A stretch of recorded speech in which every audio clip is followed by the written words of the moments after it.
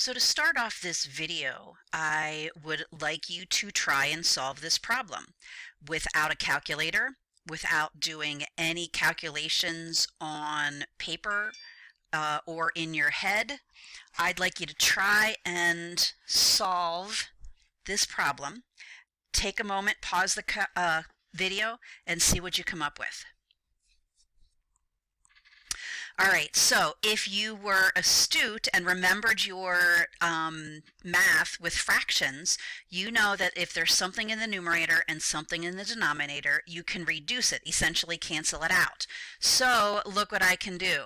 I've got a 3 in the numerator and I have a 3 in the denominator. It reduces to 1. 7s reduce, 4s reduce, 6s reduce, 9s, 8s, 5s. What am I left with? 2 in the numerator, 1 in the denominator. So all of that work for 2. That idea is what the lesson is all about today. The idea of fractions and canceling things that you find in both the numerator and the denominator. Now, we're not going to use it for actual numbers per se. We're going to use it for units. So we're going to do something called dimensional analysis. Now, you should have printed out the organizer. It's not in the binder. This is brand new. That goes with this video. It has all of the problems on it, so you don't have to write the questions. You just have to write the work. So if you haven't printed that out yet, pause the video and go ahead and print that out and get ready to take some notes on it. All right, so assuming now that you have it printed out, I'm going to give you some definitions first. So dimensional analysis is really a technique. Okay, this is a technique that we want you to learn. It becomes very useful. And dimensional analysis is not only useful in chemistry, it's useful in every science. It's useful in math classes. It's useful in engineering classes. My daughter, who is the engineering major at Marquette, uses dimensional analysis all the time. It is simply a way of converting from one set of units to another in a very logical way. You're going to use something called a conversion factor, which is going to allow us to cancel out units. So now, what is a conversion factor? Well, it's a set of equivalent measurements. And in dimensional analysis, we're going to make it look like a fraction. So what are some conversion factors that you might know? Well, you know that there's 1 minute and 60 seconds. That's an equivalent. But in dimensional analysis, we're going to make it look like this. 1 minute per 60 seconds. Actually, I should be writing an S for second, but I have this tendency to write SEC. Okay, is there any difference between me doing this? Are those two things equivalent to each other? They are. Those are conversion factors that are equivalent. So it doesn't matter in a conversion factor, it doesn't matter what goes in the numerator and what goes in the denominator, because the units are what allows it to be equal either way. You couldn't do that with just a numerical fraction. You can't say that 1/2 is the same as 2/1. That's not true.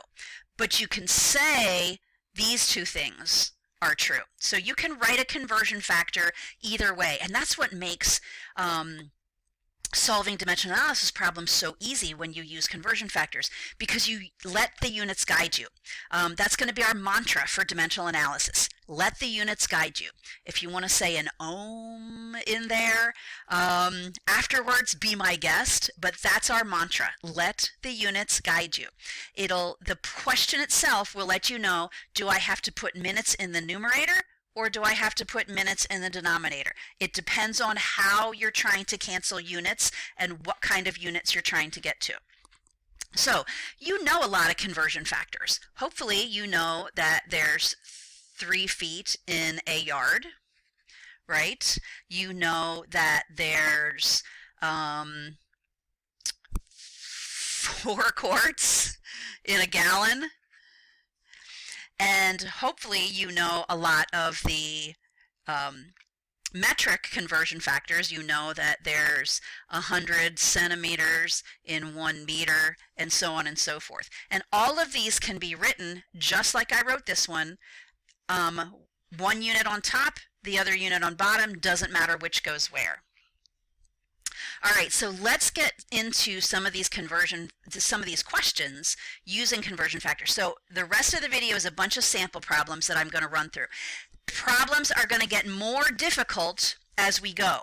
Okay, I got to start you off slow. So you're going to look at these questions and think, well, that's so easy. Why do I have to do all that setup? Can't I just multiply this by this or divide this by this?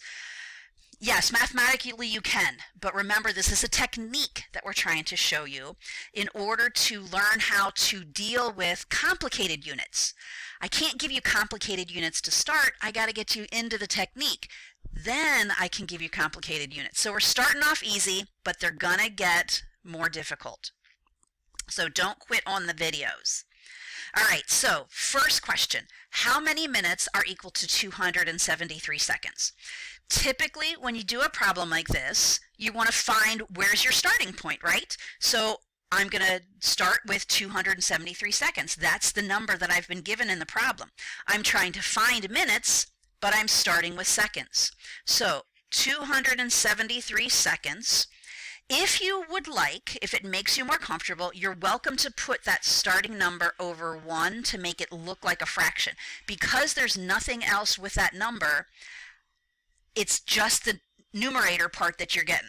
So you can put it over 1 and make it look like a fraction if you want. You don't have to do that. This is the only example that I'm going to do that in because I kind of want you to get used to not seeing it that way. But realize that that 1 is there. All right, so now what I'm going to do is I'm going to focus on the units. I want to cancel out seconds and I want to get minutes to be my answer. Seconds is in the numerator. The only way to cancel seconds out is to put seconds in the denominator. If I do that, seconds will cancel out. Well, I need to get to minutes. If seconds is in the denominator, minutes must be in the numerator. Notice that I haven't put any numbers in yet. Get the units right first. Let the units guide you. Then you can put the numbers in there. 1 minute is equal to 60 seconds. Okay, so there is the setup that I'm going to do. Seconds will cancel out. What am I left with? I'm left with minutes. That's the only unit I'm left with, which is good because that's what I want. So minutes is going to be my answer. So now I'm just simply going to, on my calculator, I'm simply going to calculate it out. 273 divided by 60 is equal to 4.55 minutes. Now, am I allowed to use 4.55 for significant figure purposes? That's a really good question. This conversion factor is a set of true numbers. Like these are real numbers. Like counting 5 boys. Okay, so these don't contribute to conversion to significant figures. Conversion factors typically, not always, but typically don't contribute to significant figures. So I have 3 here. I'm allowed to have 3 in my answer, so I can write it as 4.55 and leave it like that. Okay, so you're through your first one. Hopefully you're seeing it's not too difficult, but again, follow the mantra. Let the units guide you. Okay, next one we've got, I'm still sticking with the time thing. How many days in, whoops, not on, in 94,863 seconds. Okay, do you know how many seconds there are in a day right off? Probably not. So what we're going to do is we're going to do this in steps. Use the conversion factors that you know. Don't do math in your head. Put everything down on paper. So I'm going to start with 94,863 seconds. And remember, that's over 1. So this is my numerator. I've got to convert from seconds to days. So what do I know? Well, I know that there are 60 seconds in a minute, so I can get the seconds to cancel. But I'm still not there. I got to get to days. So I also know that there are 60 minutes in an hour, And you can put 1 there or not, it doesn't matter. It's your own comfort. So I can get minutes to cancel out. Now I'm in hours. Do you know how many hours there are in a day? Hopefully. So 1 day is equal to 24 hours. My hours cancel out. I'm left with the unit day, which is what I'm trying to find. So now it's a matter of doing the math. So 94863 divided by 60 divided by 60 divided by 24 gives me 1.097951389. How many digits am I allowed to have? Remember, I'm going to ignore these because those are real numbers. This is my only measurement, so I can have 5. So seems a little extreme. Oops, 1, 2, 3, 4, 8, 0 is what I'm going to have to round off to. Okay, so there's my answer. Don't forget to include the unit that's attached to that number. 1.0980 days. So barely a day has gone by. That's a lot of seconds in a day, right? All right, next question. You're seeing it already. We've got 0.000235 centimeters. How many nanometers is that? So now we're getting back to some of the conversion factors that I asked you guys to learn from Unit 1. Okay, so the easiest thing, I think, is to go to the base unit. So I'm going to go from centimeters to meters, and then from meters to nanometers, because I know those two conversion factors. So 0.000235 centimeters. And I know that there are 100 centimeters. Centimeters is going on the bottom, so they cancel out. 100 centimeters per meter. Now, meters and nanometers. Nano means billion. So there are a billion. 1 times 10 to the 9 nanometers per 1 meter. Whoops, but what did I do? Meters aren't going to cancel out, are they? So what I really need to do is the other conversion. 1 times 10 to the 9 nanometers per meter. So you can see right away that it's not going to work out. Meters times meters is meters squared. Divided by nanometers, that's not the unit that you want. So you know, if you pay attention to the units, if you let the units guide you, you know when you've set something up wrong, because the units don't actually work out appropriately. So now what do? I'm going to take the 0.000235 divided by 100 and multiply by 10 to the 9th. Gives me 23,500. 23,500 nanometers. Running out of space there. Okay, so you saw me goof up, but it was a good example because it lets you see how to handle it and how the units really do help you.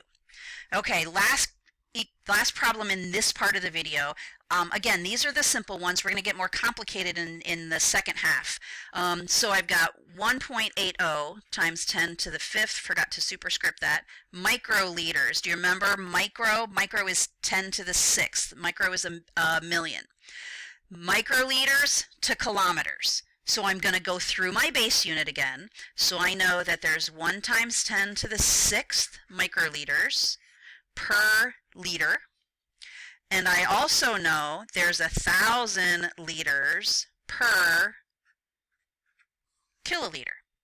So 1.8 times 10 to the 5th divided by 1 times 10 to the 6th divided by 1,000 will get me the kiloliters and the only unit that is still left in this setup.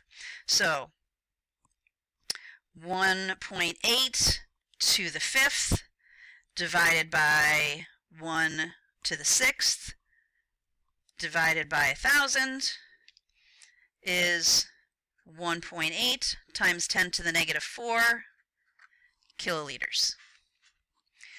Okay, so hopefully you're seeing in this video the setup is units first, then worry about the numbers. The units are going to guide you, like I said. Remember my mistake up here. The next video, we're going to get into a little bit more complicated stuff. There's 3 more levels of complexity that we got to take a look at. So that's video part 2.